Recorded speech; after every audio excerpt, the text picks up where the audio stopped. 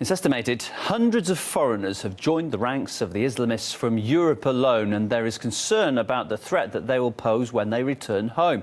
Already there are alarming signals coming from some European states. As groups of hardliners have been seen waving black flags in support of Islamic State in Oslo. Similar pictures were taken in the UK, where dozens of jihadists staged rallies and even brought traffic to a halt, as we can see here. Meanwhile, the Dutch Ministry of Defence has warned the country's soldiers not to travel on public transport while wearing their uniforms. And that's due to a fear that servicemen might be attacked by jihadists.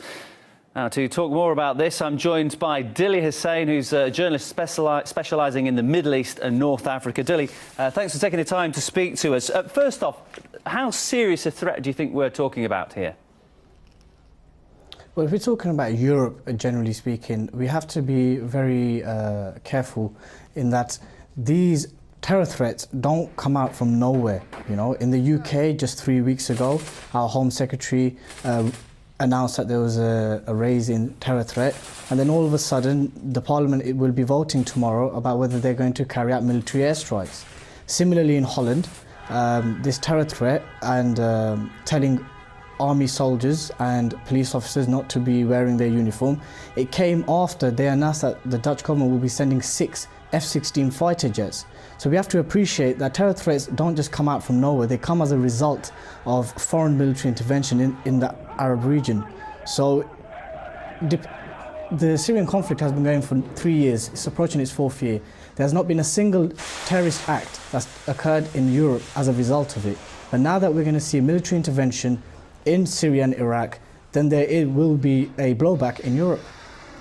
The UN is obviously extremely concerned about this. If you look at the fact that they've tackled it with this resolution to try and stem the flow of what they see as a European supply of Islamists into Syria. I mean, the question that raises is, how do states look at their own citizens and decide who's a potential terrorist and who isn't?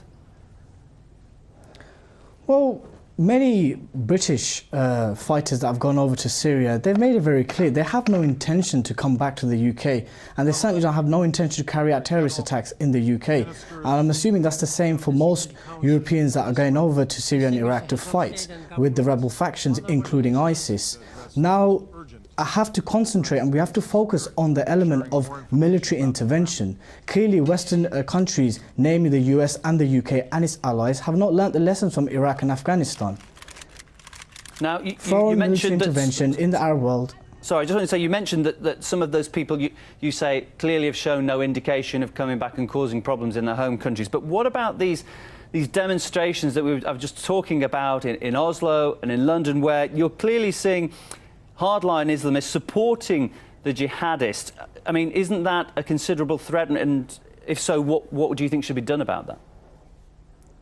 Well, if there's groups out there carrying out protests in support of a banned organisation, then obviously the law enforcement will deal with that how it thinks is appropriate.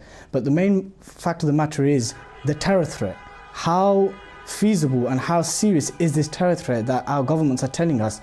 And realistically, what's the reality is that usually it's based on no intelligence, it's usually unfounded intelligence, and it's usually facilitating the masses to accept and to support military intervention in the Arab world.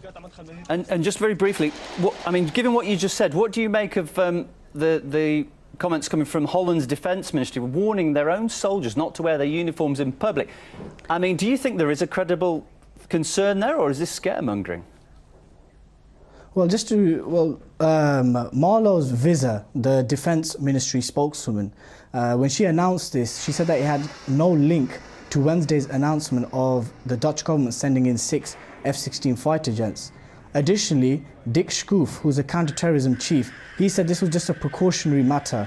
Now, let's be serious, right? You're going to be sending in 6 fighter jets to bomb another country, and all of a sudden, you're telling your soldiers not to be dressed in uniform.